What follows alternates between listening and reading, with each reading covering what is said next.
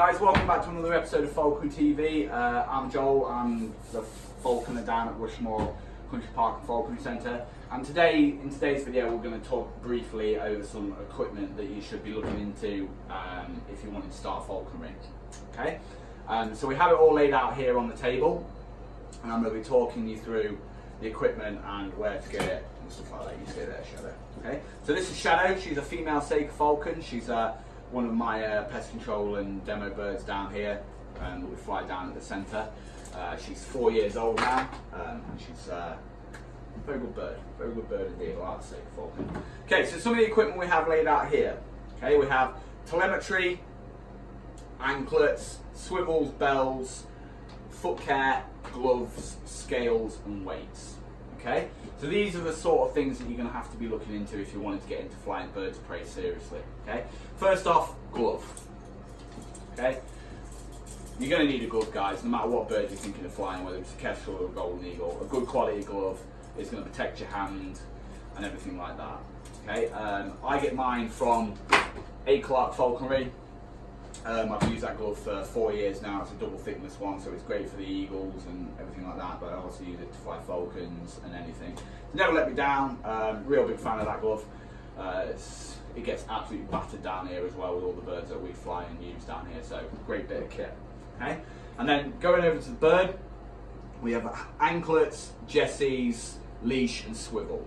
Okay, so this is some of the basic equipment you're going to need to get into and get familiar with if you're looking to fly or purchase a bird of prey. Okay, now depending on what you want to do or where you want to go, you can either buy it, make it yourself and stuff like that. Because we're a centre, I just buy it in now. I think it's better quality than I can ever make or do, and I think it looks better. So these are the anklets. Okay, again, I buy these from A. Clark Falconry. You can make them yourself, guys. Falconers did for thousands of years. I used to, but he does a much better job than I can ever do, and they look a lot nicer as well. And like I say, I've used them for years and years. I've never had one snap or break on me or anything like that yet. Okay, so they go around the bird's ankles just like that. So then we can secure the jesses. Okay, these are braided jesses. They've got a much higher breaking strain. Again, you can make them out of leather. I used to, but when you're putting your birds out on display and they're jumping in water all the time, the leather can harden and then eventually snap as well. So this braided stuff lasts a lot longer, I find, and I just, it looks a lot better now as well. I prefer it. Okay, and then you've got swivels. We've got a few different types of swivels here.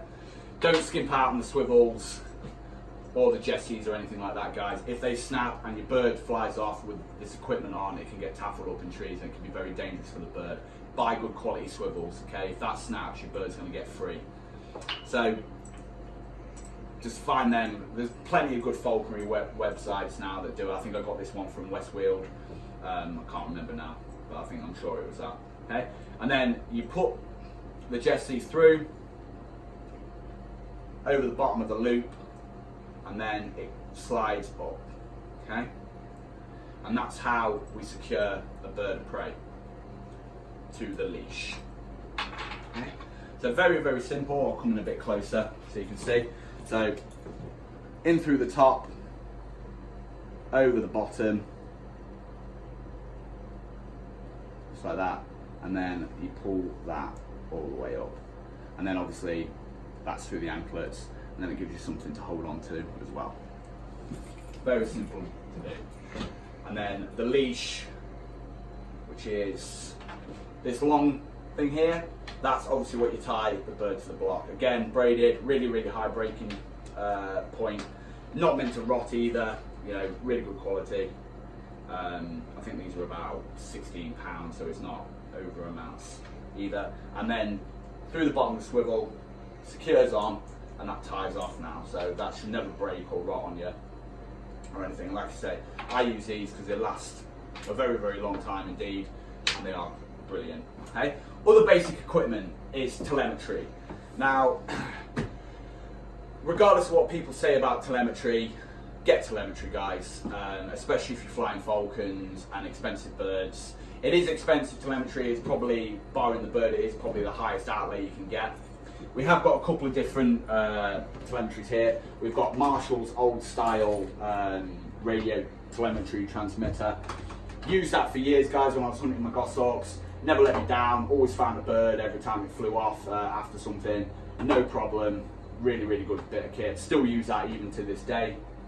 And now also you have the Marshall GPS as well, which is absolutely phenomenal.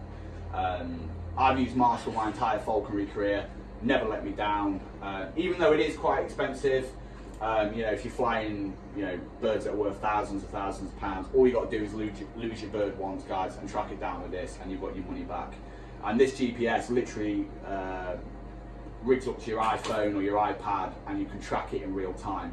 A lot of fun flying the Falcons, really, really good. Really enjoy using that on the Falcons. For hawks so much, I tend to normally still always double tag my birds when we're out hunting and flying them seriously. So I'll put the GPS, plus I'll put one of the old radio transmitters on, just in case we have a failure with one of them. We can always track our bird down. Obviously scales and weights. Okay, now I'll go into weighing a bird properly in the next video and show you how I do it, guys. Just so you've got a bit of a starting point. But scales, weights, I use the old school tilt scales because I like them. I just think they look a bit nicer. But there's very good digital scales on the market now. You know, whatever you prefer, digital or tilt. I prefer tilt, but you know, whatever you want to. And then a little bit of basic healthcare. Now I will do an in-depth video on healthcare. But things you want to be checking for: problems with the feet. Always check your bird's feet, clean them. I use F10 barrier cream. It's never let me down. I've used it for years. Really, really good way of cleaning your feet and checking for like bumblefoots and everything like that. But like I say, I'll do another in-depth video on proper healthcare and show you how to cope and everything like that as well. I think that's about it, guys, on the basic equipment. For actually getting your bird rigged up and ready to go flying.